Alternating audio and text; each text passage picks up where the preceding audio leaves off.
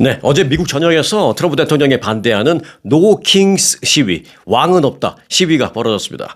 어제 미국 50개 주 전체 그리고 플러스 워싱턴 DC까지 해서 미 전역 무려 2,700여 곳에서 수백만 명이 참석한 가운데 이 No Kings 시위가 벌어졌는데요. 워싱턴 연방의회 의사당 앞 내셔널 몰 앞에서도 수천 명의 시민들이 나와서 성조기를 흔들면서 트럼프는 물러나라. 너 왕은 없다. No Kings. 뭐 이런 시위를 벌였습니다. 뉴욕 타임스 스퀘어 마찬가지 시위가 벌어졌고요. LA 다운타운 역시 시위가 벌어졌고요. 보스턴 코먼이라는 공원에서도 벌어졌고 시카고에서는 그랜드 파크라는 공원에서 벌어졌고요. 곳곳에 그 명소, 나름대로 명소라고 하는 곳에서 이런 시위가 어제 크게 벌어졌습니다. 시위대는 이런 말을 했습니다. 미국을 되찾기 위해서 시위를 한다. 또는 미국을 사랑하기 때문에 시위를 한다. 또 트럼프 대통령을 더 이상 참을 수 없다. 뭐 이런 외침을 계속했습니다. 반 트럼프 시위 어제 주최를 한 주최 측은요.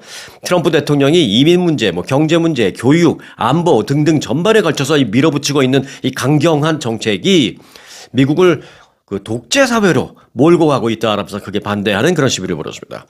그런데 흥미로운 점은 해외에서도 시위가 있었다라는 것입니다. 영국의 런던에서도 시위가 있었고요. 스페인 마드리드 등지에서도 수백 명 또는 수천 명이 모여서 시위를 벌였는데 어디를 향해서 이제 퍼레이드 걸어가는 걸 했느냐? 각 지역의 그 미국 대사관을 향해서 걸어가면서 이제 미국 대사관 앞에서 그러니까 영국 런던 주재 미국 대사관 또 스페인 마드리드 주재 미국 대사관 앞에서 이제 시위를 벌이면서 거기서 이제 시위를 마치는 그런 형식으로 해외에서도 시위가 있었습니다. 일단 뉴욕에서는요, 끊임없이 울려 퍼지는 그 드럼 소리와 함께 카우벨 소리, 또 소음 발생기 등등 굉장히 이제 시끄러운 그런 소리를 내는 그런 시위가 있었는데, 이런 일종의 배경음악 같은 걸 그렇게 깔아놓고 시위대는 행진을 했습니다. 이런 가운데 군중 일부는 이것이 민주주의의 모습이다라는 구호를 외쳤습니다. 그 말은 뭐냐면 우리가 폭력적인 시위를 하지 않겠다. 뭐 우리가 좀 소음을 내고 시위 행진을 하고 할지언정 폭력적인 시위는 하지 않겠다. 이것이 민주주의다. 뭐 이런 외침, 슬로건, 구호를 많이 외쳤습니다. 그 시위대 앞에는 경찰이 쫙 있었어요. 그래서 혹시 또 과열되거나 또는 뭐 폭력 사태가 발생할까봐. 그런데 경찰이 이제 조금씩 물러나면 시위대는 앞으로 행진하고 이런 식으로 일단 폭력은 없었다라는 것은 상당히 의미 있는 그런 시위였다. 뭐 이렇게 볼 수가 있겠습니다. 또 하늘에서는 뭐 헬기, 드론 등등이 이제 떠다니면서 계속 감시를 했지만 폭력은 없었습니다. 그런가 하면요. 어제 좀 흥미로운 그런 장면도 연출이 됐는데 어떤 커스튬을 입고 나온 사람들이 많았습니다.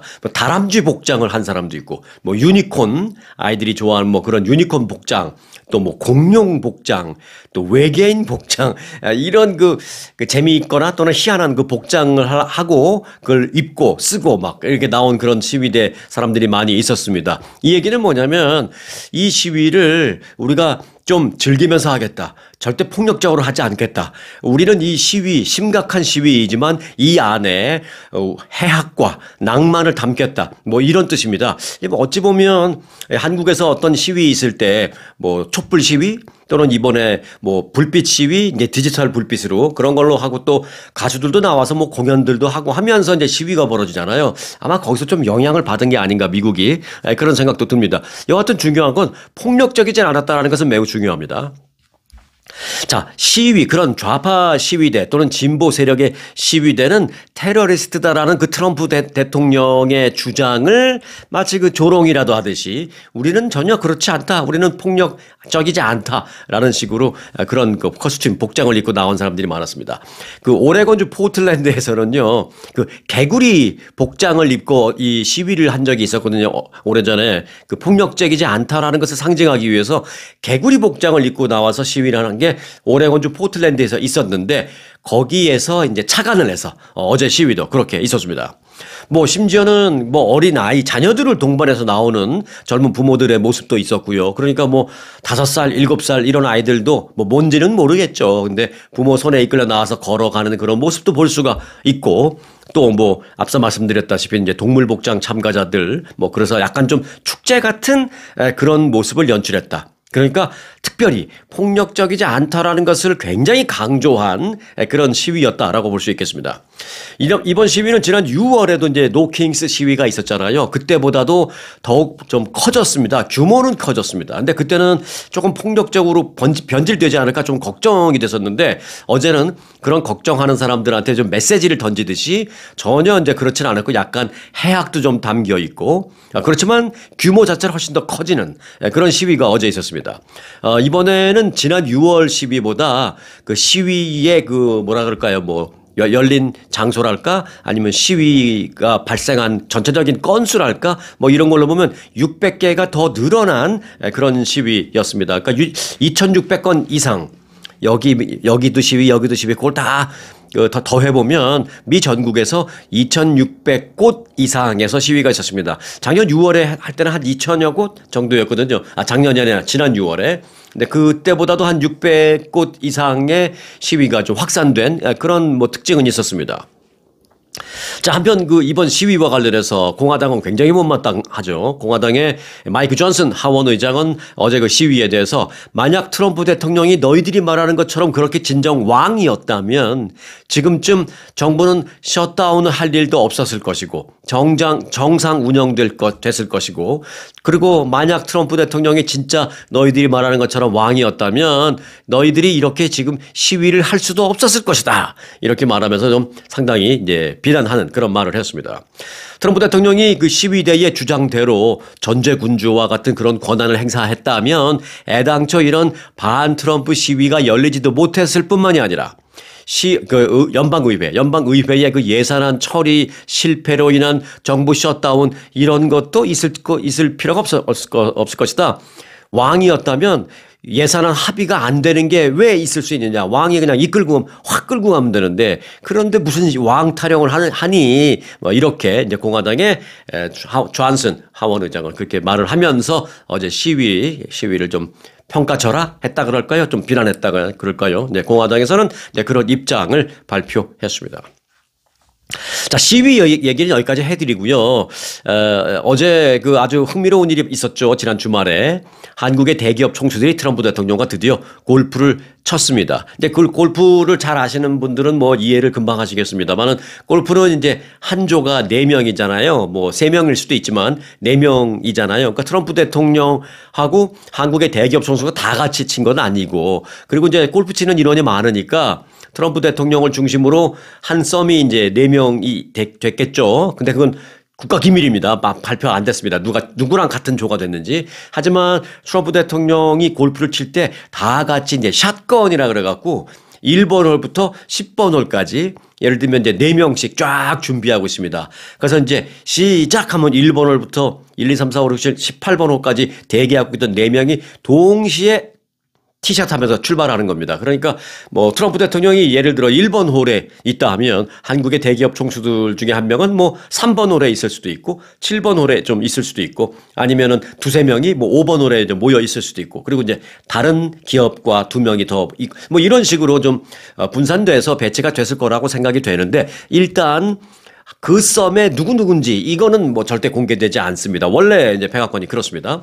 자, 일단 그 트럼프 대통령과 함께한 그 샷건으로 한 골프 회동에 누구 나가느냐. 이재용 삼성전자 회장, 또 최태원 SK그룹 회장, 정의선 현대차그룹 회장, 그리고 구광모 LG 회장, 또 한 명 더 있습니다. 김동관 한화. 요즘 미국에서 솔직히 제일 신경 쓰는 게 한화그룹 김동관 그 부회장이에요. 왜냐하면 그 조선 사업 때문에 한화가 한국에 이제 조선 사업을 갖고 있고 뭐 미국에도 이제 필라델피아에 한화 필리 조선소가 있긴 하죠. 그래서 뭐 사실은 한화 김동관 부회장에 대한 그 관심이 굉장히 많습니다. 여하튼 그렇게 5명의 총수가 골프를 같이 쳤습니다.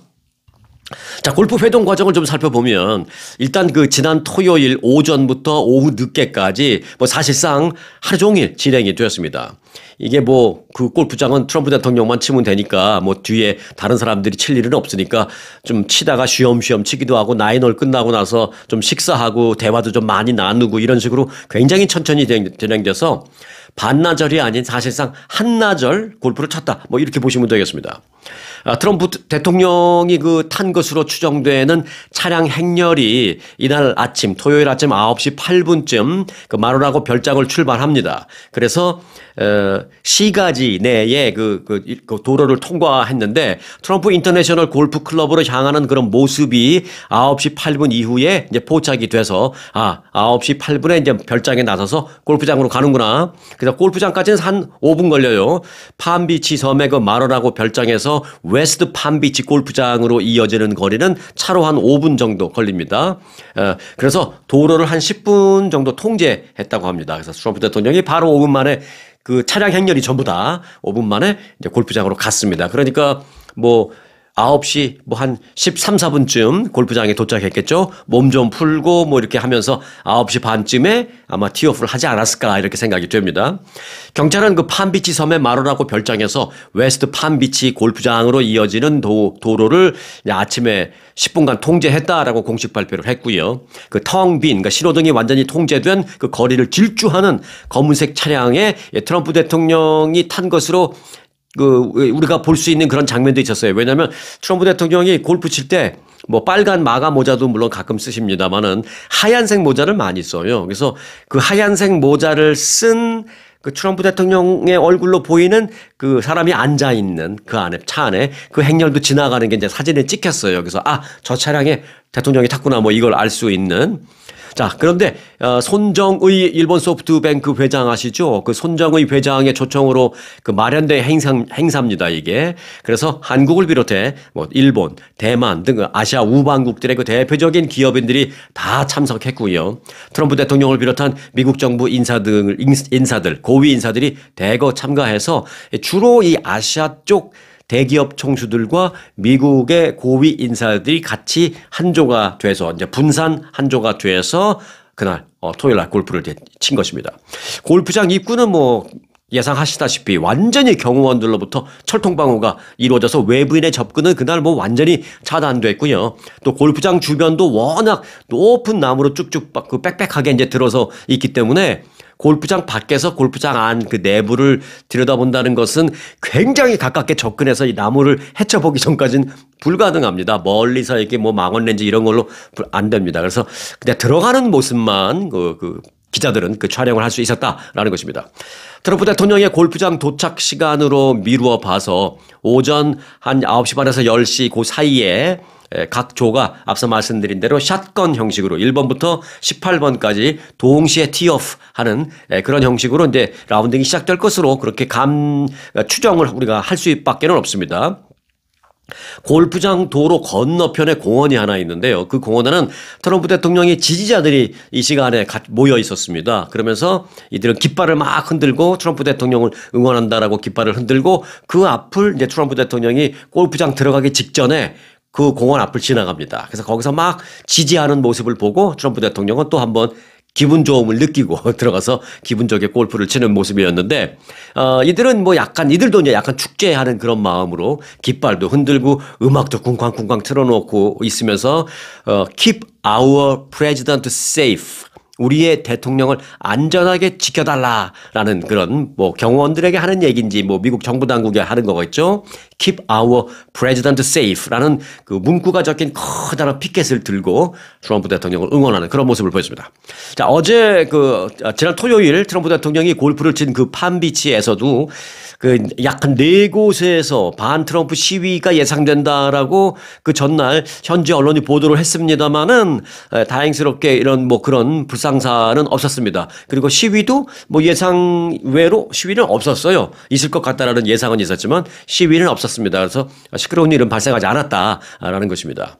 그 웨스트 팜비치 시가지에서 팜비치 섬의 그 마로라고 별장으로 넘어가는 다리가 하나 있는데 그 다리는 다리 입구에서부터 경찰관들이 아주 삼엄한 경계 근무를 서고 있었습니다. 혹시라도 시위대가 그 다리를 넘어올까봐. 그런데 뭐 시위대의 모습은 보이지 않았습니다. 마로라고 별장 입구와 담장 주변에 배치된 경찰들은 이 별장 쪽을 둘러보기 위해서 접근하는 그 기자들, 혹시 이제 기자를 사칭한 시위대가 아닐까봐 기자들을 일일이 불러서 신분증을 확인하는 뭐 그런 모습도 볼 수 있었고요. 신분증이 일단 확인이 돼서 기자임이 확인되면 뭐 체포하거나 그러진 않았지만 여기 이 골프장은 사유지, 프라이빗 골프장, 그러니까 사유지이기 때문에 근접 촬영은 허가되지 않는다. 여긴 퍼블릭 에어리어가 아니다. 그러니 좀 멀리 떨어져서 촬영하길 바란다. 이런 정도의 뭐 경계에 있었다. 뭐 그 정도만 알 수가 있겠습니다. 한국의 주요 재벌 기업 총수들이 집단적으로 미국의 대통령 및 정관계 고위 인사급들과 함께 골프를 쳤는데 이건 상당히 이례적인 일입니다. 이렇게 대거 한국 기업 총수들이 와서 같이 골프 치는 것.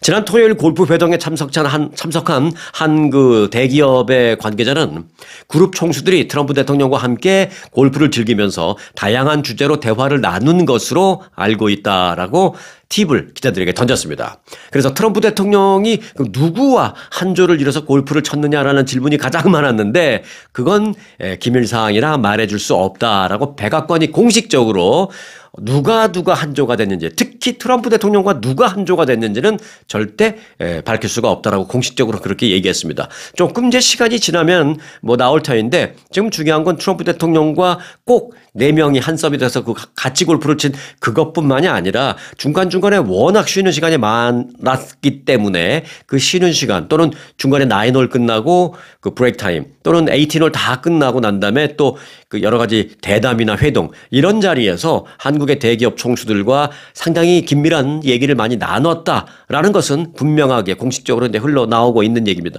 그 시간에 한국의 대기업 총수들은 트럼프 대통령에게 관세 문제와 관련해서 현재 한국 정부와 이제 딜을 하고 있는 중이잖아요. 그래서 관세 문제와 관련해서 이 한국 정부에 좀 힘을 실어주는 그런 얘기를 많이 했다. 여기까지만 지금 알려지고 있는 그런 상황입니다. 자, 한국의 부동산 보유세. 미국에 오신 지 좀 오래되신 분들은 부동산 보유세 그러면 금방 와닿지 않을 수도 있을 거예요. 미국식으로 표현한다면 집 갖고 계신 분들 property tax라고 하잖아요. 그게 이제 한국에서는 보유세라고 합니다. 자, 그렇다면 미국식으로 말하는 property tax, 한국의 부동산 보유세, 그 텍스 그 퍼센테이지가 얼마인지 혹시 아십니까? 네. 미국은 잘 아시죠? 미국은 이제 주마다 조금 다르겠습니다만은 캘리포니아 주의 경우는 1%로 보면 됩니다. 1%가 얼마 안 되는 것 같아도요. 굉장히 부담되는 이게 굉장히 높은 수치입니다. 자, 여하튼 한국의 프로퍼티 텍스는 그 부동산 가격에 따라서 조금 차이가 있어요. 최하 0.1%. 굉장히 적죠. 그리고 최고라고 하더라도 0.4%밖에 되지 않습니다. 요거는 이제 왜 그러냐면 이제 부동산의 가격에 따라서 좀 차등을 둔 건데 6천만 원 이하 요게 이제 가장 낮은 보유세를 줍니다. 6천만 원 이하의 부동산일 경우에는 0.1%. 그리고 이게 올라갈수록 10억 원인가 10억 원 이상일 때는 0.4% 이렇게 가장 맥스가 그겁니다. 자, 이곳 캘리포니아주는 말씀드린 대로 무려 1%인데 차이가 너무 크죠. 예를 들어서 캘리포니아 주에서는요. 100만 달러 집, 요즘에 뭐 100만 달러 집이라고 해봐야 LA 카운티나 오렌지 카운티 이쪽에서는요. 그저 아담한 3베드룸 2베드 정도 그냥 웬만하면 다 100만 달러입니다. 웬만하면. 자, 아무튼 뭐 계산하기 쉽게 100만 달러 집을 갖고 있다면 1년에 프로퍼티 텍스를 10,000불을 내야 됩니다. 한 달에 1,000불 가깝게 한 900불 정도 내야 되는 것이죠. 정말 집 페이먼트와는 별개로 또는 몰기지 론 페이먼트와는 별개로 한 달에 800불, 900불을 텍스로 내야 된다는 건 굉장한 부담인 것만은 사실입니다. 하지만 한국은 이 정도 가격이라면 가장 높은 세율이 그러니까 100만 불 정도의 가격이라면 가장 높은 세율은 예를 들어 뭐 0.4% 부과된다고 쳤을 때 달러로 따진다면 그저 1년에 한 4,000불, 한 달에 한 350불 정도만 내는 거니까 그 차이가 굉장히 크죠. 그러니까 강남에 한 50억 원 정도 되는 고가의 아파트를 갖고 있다고 해도 뭐 50억 원 정도 되는 아파트를 갖고 있을 정도의 부자라면 프로퍼티 텍스 1년에 그 50억 원이면은 프로퍼티 텍스가 그러니까 보유세가 2천만 원 정도니까 뭐 그런 정도의 부자가 1년에 2천만 원 정도 텍스 내는 건 뭐 아무런 부담이 없으니까 뭐 계속 가격이 올라가는 거죠. 보유하는 것에 부담이 없으니까 가격 자체가 계속 올라가게 되는 거죠. 네. 더 비싼 거 사도 일단 세금 걱정은 안 한다 이거니까. 또 보유하는 것에 부담이 없으니까 내가 갖고 있는 사람이 쉽사리 매물로 꼭 내놓을 이유가 없는 거죠. 그러니까 시중에 매물이 부족해지고 매물 부족으로 인한 또 가격 인상 요인이 또 되고 이렇게 연결해. 그래서 이렇게 악순환 가격 인상이 될 수밖에 없는 여러 가지 요인이 계속 연결돼서 악순환이 이어지면서 한국의 아파트 가격이 떨어질 줄 모르고 그렇게 높아만 가는 것입니다. 그래서 한국의 그 구윤철 경제부총리는 엊그제 이런 말을 했어요. 한국에는 왜 집 한 채 갖고 있는 사람 또 두 채나 세 채 갖고 있는 사람 이거에 대한 그 굉장히 센시티브 하잖아요. 그래서 뭐 집을 두 채 이상 갖고 있으면 세금을 얼마로 매긴다. 세 채 이상 갖고 있으면 뭐 세 채부터는 세금을 얼마로 매긴다. 이 집을 갖고 있는 보유 숫자 위주로 자꾸 이제 그런 걸 얘기하는데 구윤철 경제부총리가 그래서 이런 말을 한 겁니다.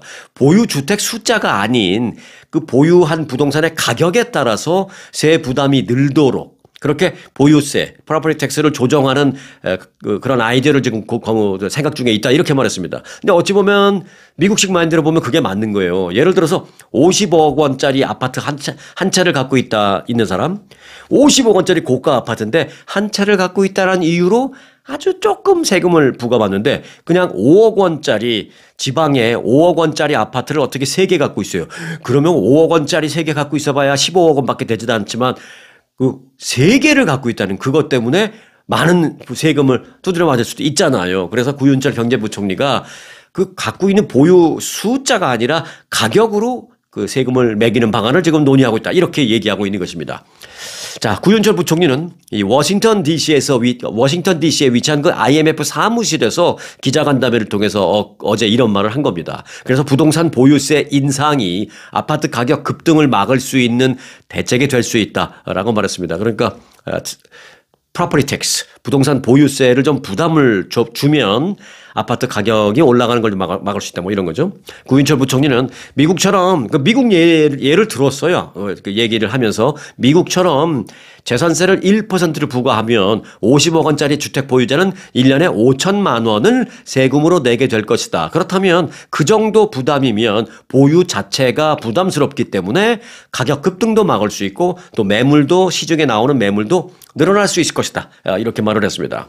그래서 한국도 이건 미국처럼 부동산 보유세, 즉 property tax가 정말 1%로 올라가게 될지 상당히 주목되는 부분입니다. 왜냐하면 지금 집을 갖고 있는 분들에게도 굉장히 이제 민감한 부분이고요. 또 새로 집을 사야 되는 그런 사람들도 이제 내가 산 다음에 이렇게 법안이 확 바뀌어버리면 보유세 많이 내네 뭐 이런 걸 생각할 수밖에 없잖아요. 그래서 집을 갖고 있는 사람, 집을 사려고 하는 사람 지금 모두 아주 민감하게 지금 이 부분을 지켜보고 있습니다. 자, 한국의 프로퍼티 텍스가 어떻게 변화될지 잘 지켜봐 주시기 바라겠습니다. 자, 미국의 호텔 산업이 소득 양극화, 부익부, 빈익빈을 극명하게 드러나고 있다는 보도가 들어왔습니다. 이 부유층을 겨냥한 최상위 호텔들은 지금 사상 최대의 호황을 누리고 있는 반면에 중저가 호텔들은 코로나 그 대유행 뒤에 최악의 침체를 겪고 있는 것으로 알려졌습니다. 자, 워싱턴 포스트는 미국인들의 대다수는 여행 지출을 줄이고 있는 그런 상황이지만 부유층이 숙박하는 고급 호텔 예약은 오히려 코로나 이후에 더 급증하고 있다. 이렇게 말했습니다. 예를 들어 Four Seasons, 리츠칼튼, 세인트 레지스 같은 최상위 호텔들의 매출은 올해 들어서 약 한 3% 매출이 또 늘어났습니다. 작년에도 늘었지만 올해도 작년 대비 한 3% 늘었어요. 요즘 같을 때 줄지 않고 는다라는 것은 어찌 보면 굉장히 이례적인 거거든요. 그런데 지금 2% 3% 계속 늘고 있다는 것입니다. 반면 이코노미 호텔 매출은 3.2%가 줄어들었습니다. 매출이. 상류층은 괜찮은 편이지만 하층부의 그 숙박업계는 확실히 어렵다라는 것이죠. 업계가 매우 불안정한 상태에서 지금 비틀거리고 있다는 그런 판단까지 분석까지 나오고 있습니다. 고소득 여행객은 여전히 그러니까 돈에 크게 신경 쓰지 않고 여행을 하고 있다라는 분석입니다. 전문가들은 고객들이 마이애미나 뉴욕 또는 유럽과 카리브해 등지로 여행을 하면서 문의가 그렇게 좀 고급스러운 곳의 문의는 이전보다 15% 문의가 늘었다. 라고 말하면서 일반 호텔 그 1박 요금이 코비드 전에 약 $900에서 지금은 비싼 것들 지금은 평균 $2,000로 오른 것도 있는데 그럼에도 불구하고 문의는 늘고 있다. 라고 말하고 있습니다. 전문가들은 가끔은 1박에 $3,500라고 이렇게 문의 왔을 때 그렇게 말을 해주면 아이 비싸서 예약하지 않겠지라고 생각을 했는데 그럼에도 불구하고 부유층 고객은 그러냐고 하면서 알았다고 하면서 예약을 하는 경우도 꽤 많다라는 것입니다. 그러니까 2,500불 하루에 2,500불짜리 그 호텔에 숙박할 정도라면 그게 3,500불이 돼도 그냥 한다라는 것이죠. 반면에 미국 호텔 평균 일박 요금 8월 달에 그 기준 평균이 얼마냐면요. $159입니다. 평균. 이것도 뭐 그전보다 좀 오른 거지만 $159로 전년 대비 뭐 조금 올랐지만 큰 변동은 없어요. 이제 코비드 전보다는 물론 많이 오른 거지만 평균은 $159인데 2,500불, 3,500불짜리 그냥 턱턱턱 예약을 한다라는 것이죠. 샌디에고 인근의 고급 리조트 란초 발렌시아 밀란이라는 곳에 그 매니저는 이런 말을 했습니다. 객실 요금이 1박에 $1,000부터 시작하는데도 예약이 꾸준히 우리는 늘고 있다라면서 침실 여러 개를 갖춘 독립형 주택은 그러니까 식구들이 가서 자기들끼리 딱 놀 수 있는 곳이죠. 1박에 $22,000까지 하는 곳도 있는데 여기가 가장 인기가 높다. 지금 이렇게 얘기하고 있습니다. 그는 다른 호텔들은 경기 영향을 느끼고 있다라고 하지만 우리 호텔은 올해 2025년은 매우 대단한 해로 지금 기록이 될 정도다. 그만큼 매출이 늘고 있다라고 말했습니다. 분명한 부익부 빈익빈 현상은 맞습니다. 자, 이런 극명한 차이는 미국 경제 소득의 양극화가 심해지고 있다라는 것을 여실히 보여주고 있는 대목이다라는 것입니다. 예를 들어서 이제 숙박업계를 예를 들은 거지만 그런 것입니다. 일반 그 제조업 상품도 마찬가지예요. 예를 들어서 뭐 장난감도 아이들에게 사주는 장난감도 뭐 한 50불짜리보다는 그것보다 싼 한 20불짜리는 잘 팔려요. 그러나 50불짜리 말고 100불짜리 또는 한 300불짜리 이것도 잘 팔립니다. 그러니까 지금 명백하게 부익부 빈익빈 현상이 심하게 나타나고 있다. 그게 코비드 이후에 더 심해지고 있다. 뭐 이런 현상 다시 한번 대표적인 예로 알 수 있는 상황입니다. 최신 자료에 따르면요. 연간 25만 달러 이상 연봉 $25만 이상을 버는 소위 상위 10% 소득층이 올해 2분기 전체 소비의 49%를 차지했다라는 것입니다. 전체적으로 보면 인구로 보면 10%인데 이 10%의 사람이 거의 뭐 미국 소비의 50%를 차지하고 있다라는 것입니다. 이런 그 수치는 1989년 이런 통계를 집계하기 시작한 이후에 가장 높은 수준, 그러니까 49%라는 게 가장 높은 수준, 그러니까 가장 부익부 빈익빈이 이 통계를 시작한 이후에 가장 극명해진 상황, 뭐 이렇게 정리를 할 수 있겠다라는 것입니다. 자, 국제 정세를 좀 보겠습니다. 오래간만에 그 러시아 우크라이나 전쟁과 관련해서 어제 그 백악관에서요 굉장히 좀 격렬한 그 회의가 있었거든요. 트럼프 대통령과 우크라이나 대통령과 어제 굉장히 그 고성도 오가고 심지어 막 욕설까지 오가고 막 그런 게 있어서 잠깐만 좀 전해드리려고 합니다. 트럼프 대통령이 어제 그 미팅을 하면서 젤렌스키 우크라이나 대통령에게 소리를 지르면서 당신네들 우리가 정말 도와주는데 정말 지쳤다 하면서 정말 sick and tired 했다고 막 얘기하면서 트럼프의 죄송합니다. 러시아의 요구를 그냥 수용하거나 아니면 그냥 파멸당하거나 둘 중에 하나 택해라 이렇게까지 고성에 오가면서 정말 선을 넘는 얘기까지 오갔다라는 것입니다. 지난 주말에 백악관에서 열린 그 두 사람 간의 회담에서 트럼프 대통령은 회담 내내 젤렌스키 대통령에게 거친 욕설을 퍼부었다라고 영국의 파이낸셜 타임즈가 보도했습니다. 트럼프 대통령은 젤렌스키 대통령에게 푸틴이 원하기만 한다면 푸틴이 마음만 먹는다면 당신네를 파멸시킬 수 있을 것이다. 이렇게까지 말한 것으로 알려졌습니다. 트럼프 대통령은 우크라이나 그 전선 지도를 들고 막 얘기하다가 나중에는 그 지도를 젤렌스키 대통령한테 확 내던지면서 이 돈바스라는 것은 우크라이나의 그 도네츠크와 루한스크 지역 그 전체를 통칭하는 지역입니다. 그 돈바스 지역 전체를 러시아에 그냥 넘겨라. 괜히 지금 한 4분의 3 정도 넘어갔고 4분의 1 정도 이제 우크라이나가 지키고 있거든요. 거기서 계속 그러고 있지 말고 그냥 다 넘겨라 이렇게까지 얘기했다는 것입니다. 근데 이제 흥미로운 점은 요렇게 돈바스 지역 다 넘겨라 하는 요 얘기는요. 그 두 사람이 회동을 하기 하루 전 푸틴 러시아 대통령이 했던 주장, 그 말 그대로입니다. 어찌 보면. 그 말 그대로 젤렌스키 대통령에게 트럼프 대통령이 한 거예요. 한 관리는 트럼프 대통령이 회의 도중에 이 전선 지도 이제 더 보는 것도 지겹다라고 던지면서 우크라이나의 그 전황 지도를 확 집어 던졌다라는 것입니다. 그러면서 트럼프 대통령은 전선 지도 던지기 전에 이제 말은 이 빨간 선, 이 빨간 선 이거는 뭐지? 난 여기가 도대체 어딘지도 모르겠어. 난 한 번도 가본 적도 없어. 이 빨간 선 이건 뭐야? 아야 몰라 너무 이제 이 전선 지도 보는 것도 지겨워 하고 던져버렸다라는 것입니다. 러시아는 2022년 우크라이나 침공한 이후에 돈바스 지역의 일부만 점령했어요. 완전 점령은 못하고 있는데 이 전선이 사실 2년 넘게 지금 사실상 계속 교착 상태입니다. 여기서 이제 한 4분의 1 정도 우크라이나가 지키면서 버티면서 계속 거기서 교착 상태입니다. 우크라이나는 이 돈바스 지역을 절대 다 내어줄 수 없다. 절대 양보할 수 없다라는 입장을 강하게 고수하고 있는데 트럼프 대통령은 언제까지 우리가 너희를 도와줘야 돼. 아 정말 지겨워. 그냥 다 넘겨줘. 안 그러면 니네 완전 파멸이야. 선택해. 라면서 고성과 욕설이 막 오가는 회담이 지난 주말에 있었다라는 것입니다. 러시아 우크라이나 지역에서만 전쟁이 아니라 이 정치권에서도 전쟁, 정치적 전쟁이 지금 아주 굉장히 심하게 벌어지고 있는 그런 상황입니다. 그 상황 속에서 젤렌스키 대통령이 뭐라고 맞받아 쳤는지 그거는 알려지지 않았습니다. 뭐 얼마나 맞받아 쳤겠습니까? 네. 여하튼 계속 미국의 그 지원, 토마호크 미사일 지원해달라고 막 그러는데 토마호크 미사일에 굉장히 매달리고 있습니다. 그런데 토마호크 미사일에 왜 매달리느냐? 이거는 주는 즉시 굉장히 장거리이기 때문에 우크라이나가 쏘면 바로 모스크바까지 때려버릴 수 있는 장거리 미사일입니다. 그런데 트럼프 대통령은 절대 너희들이 토마호크까지는 필요 없을 거야 라고 하면서 절대로 우크라이나에게 토마호크 미사일을 지원해 주지 않고 있는 그런 상황입니다. 그런 상황에서 이제 계속 때를 쓰니까 백악관에서는 이제 좀 화가 좀 나고 짜증이 났다. 이제 지겹다라는 소리까지 나올 정도로 정말 처절한 그런 회의가 백악관에서 지난 주말에 있었다라는 소식이 영국을 통해서 들려오고 있습니다. 자, 한국을 대표하는 길거리 간식, 좀 이제 가벼운 소식을 좀 전해드리도록 하겠습니다.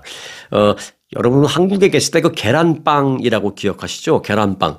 우리 과거에 그 먹었을 때 뭐 그 계란빵이 뭐 대단히 맛있는, 대단히 고급스러운 그다음에 정말 한국에서 제일 맛있는 대단히 그렇게까지는 아니었잖아요. 물론 좋아하시는 분도 계시지만. 근데 지금 이게 재조명 받고 있습니다. 어디서요? 미국에서요.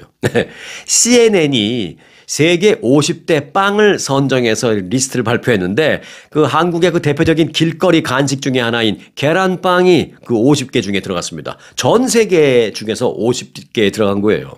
CNN은 한국의 계란빵을 한국 발음 그대로, 그러니까 에그 브레드 그렇게 한 게 아니라 한국 발음 그대로 영어로 옮겨서 보도를 해줬어요. 뭐라 그러냐면 G-Y-E-R-A-N, G-Y-E-R-A-N, 계란이죠, 계란. 그 다음에 빵은 P-P-A-N-G. 그래서 계란빵, which means egg bread, 코리안 에그 브레드 이렇게 설명을 했지만 계란빵이라고 그렇게 발음을 했어요. 영어식으로 스펠링도 그렇게 표기하면서. 그래서 50대 빵에 선정이 됐다라고 보도를 했습니다. CNN은 계란이 통째로 들어있는 1인분 크기의 밀가루빵이다라고 설명을 하면서 서울 거리에서 인기가 많은 간식이다. 또 아침 식사로 따뜻하게 먹거나 하루 중 다른 때 출출할 때 간식으로 먹으면 최고다. 한국인들은 이 계란빵을 너무너무 사랑한다. 그리고 우리 CNN 기자들이 먹어봤더니 최고의 맛이었다. 그래서 세계 50대 빵 중에 하나로 선택했다. 이렇게 말을 하고 있습니다. 계란빵 한 개마다 CNN 기자 얘기예요. 계란빵 한 개마다 마치 보물이 숨겨져 있는 것 같다. 이렇게 말을 했습니다. 그 계란빵 안에 햄이 들어있는 경우도 있고 치즈도 있고 또 파슬리 같은 것도 들어가 있고 해서 달콤한 맛, 짭짤한 맛, 고소한 맛 이렇게 풍미까지 더해져서 배를 따뜻하게 해주고 특히 이제 겨울에는 한국의 그 추운 겨울을 거리를 걸으면서 버틸 수 있게 도와주는 아주 낭만적이고 맛있는 그런 빵이다라고 아주 극찬을 했어요. 네. 그러면서 프랑스의 바게트, 이탈리아의 치아바타, 그리고 일본의 카레빵, 멕시코의 똘띠야, 그리고 미국의 비스켓 등 유명하고 익숙한 빵들이 CNN이 선정한 50대 빵 안에 다 들어갔는데 그중에 하나 프랑스의 뭐 바게트나 뭐 그런 것과 어깨를 나란히 한국의 계란빵 GYERANPPANG 계란빵이 선정됐다라는 것입니다. 아 그러고 보니까 계란빵 생각이 나고 먹고 싶네요. 왜냐면 특히 이제 여름보다는 겨울에 막 추운데 지하철 타고 이제 나와서 지하철 타고 이제 5분 10분 집으로 가려면 걸어가야 되잖아요. 근데 어른 손 호호 녹이면서 그 길거리에서 잠깐 그 포장마차 안에 들어가서 계란빵 하나 사갖고 이렇게 먹는 그런 낭만. 참 한국은 그런 봄, 여름, 가을, 겨울 4계절이 확실하게 있기 때문에 또 그런 낭만이 있습니다. 물론 뭐 뉴욕이나 여기도 뭐 4계절이 있지만 그렇게 낭만적으로 길을 걸어 다니는 분위기는 미국은 아니라고 생각해요, 저는. 근데 한국은 이제 안심하고 이렇게 낭만적으로 거리를 걸을 수 있잖아요. 그때 이제 계란빵을 호호 불면서 먹을 때 그 맛과 플러스 낭만. 참 요거를 잊을 수 없죠. 그 아마 낭만을 CNN도 높이 평가한 것 같습니다. 자, 세계 최대 커피 시장인 미국에서 2024년, 그러니까 작년 8월부터 올해 8월 사이에 원두 가격이 21%나 급등했습니다. 지난 7월 트럼프 행정부가 브라질산 커피에 50% 관세 때려버렸죠. 그리고 베트남산 커피에는 20%, 콜롬비아산 커피에는 10% 관세를 때리면서 시장 충격이 지금 본격화되고 있는 모습입니다. 특히 브라질 50% 관세가 충격이 커요. 미국은 전체 커피의 99% 이상을 수입합니다. 미국에서 커피 원두 난다는 소리 못 들어보셨죠? 네. 거의 100% 수입해서 먹는다고 생각하시면 됩니다. 그 중에서 브라질에서 수입하는 게 제일 많아요. 30.7%를 브라질에서 수입합니다. 그리고 콜롬비아에서 18.3%, 또 베트남에서 6.6% 수입을 합니다. 이 여파로 8월 미국 소매 커피 가격은 그 전달 7월 달보다 21%나 급등했습니다. 급등하는 커피 가격을 완화시키기 위해서 연방의회에서 지금 공화민주 초당적으로 아주 흥미로운 아이디어를 하나 냈어요. 뭐냐면 일단 공화당의 단 베이컨 의원 그리고 민주당의 로 카난이라는 의원 두 사람이 이제 대표적으로 발의를 한 건데 이거는 뭐 공화 민주당 같이 발의를 했기 때문에 뭐 여당 야당 싸우지 않고 초당적으로 같이 합의되어 있는 아주 보기 좋은 드문 그런 케이스의 법안인데 이름하여 No Coffee Tax 법안입니다. No Coffee Tax 법안. 금방 알겠죠? 무슨 말인지. 커피 제품에 세금을 매기지 말자라는 것입니다. 커피 제품을 관세 부과 대상에서 이제 제외하는 내용을 담고 있습니다. 트럼프 대통령이 커피를 브라질에서 수입하는 것은 뭐 50% 때리고 다 했지만 커피로 만든 그런 제품에 대해서 별도의 다른 어떤 텍스는 부과하지 말자. 막 이런 겁니다. 그리고 커피로 만든 가공식품 이런 거 전부 다. 자, 경제학자들은 관세 인상으로 인해서 일부 소비자가 브랜드를 바꾸거나 품질을 낮춘 제품을 선택하는 등의 절약형 소비로 지금 전환되고 있는 상황인데 이 노 커피 텍스 법안이 통과되면 그나마 좀 나아질 텐데 만일 이 법안이 통과되지 못한다면 미국인 전체가 뭐 커피만 안 마시는 사람 거의 없잖아요. 미국인 전체가 이 커피 때문에 약간 그 트렌드의 변화가 있을 것이다라고 말했습니다. 그건 뭐냐? 절약형 소비. 앞서 말씀드렸죠. 브랜드를 좀 싼 걸로 바꾸거나 하루에 2잔 마시는 걸 1잔 마시거나 이렇게 미국인들 생활 패턴 자체가 바뀔 수 있는 그런 우려가 지금 있다. 그렇게 얘기하고 있습니다. 노 커피 텍스 법안이 과연 통과될지 어떨지 굉장히 궁금한데 통과되면 되는 대로 또 안 되면 안 되는 대로 또 여러분들에게 바로 전해드리겠습니다. 자, 요즘 미국에서 가장 잘 나가는 염색약 하나 소개해 드릴까요? 예, 이게 무슨 약 장사, 약 광고 하는 것 같은데 그게 아니고요. 이제 아마존에 나와 있는 건데 우리 한국 제품들이 저는 이제 한국 제품들이 미국에서 이렇게 크게 이제 높은 평가를 받고 잘 나가면 기분이 이렇게 좋더라고요. 자, 한국의 동성제약이라고 아시죠? 그 염색약 전문으로 만드는 회사. 동성제약이 그 회사에서 나오는 그 비건 새치 염색 브랜드가 있습니다. 허브.